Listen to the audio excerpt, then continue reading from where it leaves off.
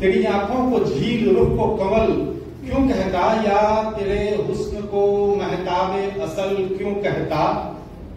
इश्क दीवाना बनाता है बड़ी शिद्दत से, मैं जो पागल नहीं होता तो गजल क्यों कहता। और इन्हीं चार मित्रों के साथ आमंत्रित कर रहा हूं आदरणीय प्रोफेसर रानी श्रीवास्तव जी। खुद पढ़ाती हैं और आज खुद इम्तिहान में अपनी स्वेच्छा से आज शामिल हो रही हैं। कविता का इम्तिहान है, जिस तरह प्रेम का इम्तिहान का कोई हल नहीं निकलता, उसी तरह ये कविता का इम्तिहान भी वैसा ही है।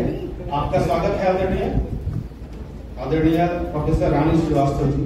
आप बिहार से तशरीफ लाई, एक बार तालियों से स्वागत करें।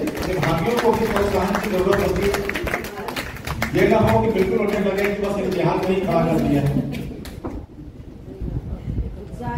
आदरणीय निर्णायक महोदय, माननीय पाटिल जी, आदरणीय कांडे जी और बिंदु सागर जी को बहुत धन्यवाद देना चाहती हूँ इस कार्यक्रम को बुलाने के लिए। और यहाँ उपस्थित आप सबको प्रणाम करते हुए मैं एक कविता, उसका शीर्षक है रेखांकन। भूमंडलीकरण वैश्वीकरण के दौर में इस या उस पार, भूमंडलीकरण वैश्वीकरण के दौर में इस या उस पार, हार जीत सबकी नियति तय कर रही स्त्रियां, हार जीत सबकी नियति तय कर रही स्त्रियां।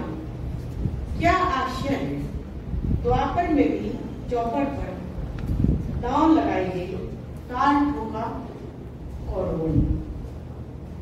पांडवों के बीच द्रौपदी यूं ही नहीं बांटी गई, पांडवों के बीच द्रौपदी यूं ही नहीं बांटी गई महज। कुंती की राजनीतिक सोच, युधिष्ठिर की मौन आकांक्षा पांडवों की एकता का आधार बनाएगी द्रौपदी, पांडवों की एकता का आधार बनाएगी द्रौपदी।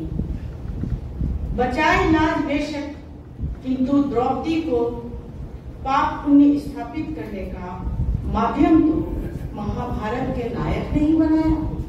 बचाई लाज बेशक, किंतु द्रौपदी को पाप पुण्य स्थापित करने का माध्यम तो महाभारत के नायक ने ही बनाया। विषाद पर बिछाई जाती रही, हारी जाती रही, जीती जाती रही, हर कालखंड में प्रश्न बन खड़ी रही। विषाद पर बिछाई जाती रही, जीती जाती रही, हारी जाती रही, हर कालखंड में प्रश्न बन खड़ी रही। सृष्टि का सृजन, संहार का प्रतीक, फिर भी स्वयं में प्रश्न बन खड़ी रही, फिर भी स्वयं में प्रश्न बन खड़ी रही। कभी यदि यक्ष मिला, कभी यदि यक्ष मिला तो प्रश्न करूंगी जरूर, कभी यदि यक्ष मिला तो प्रश्न करूंगी जरूर।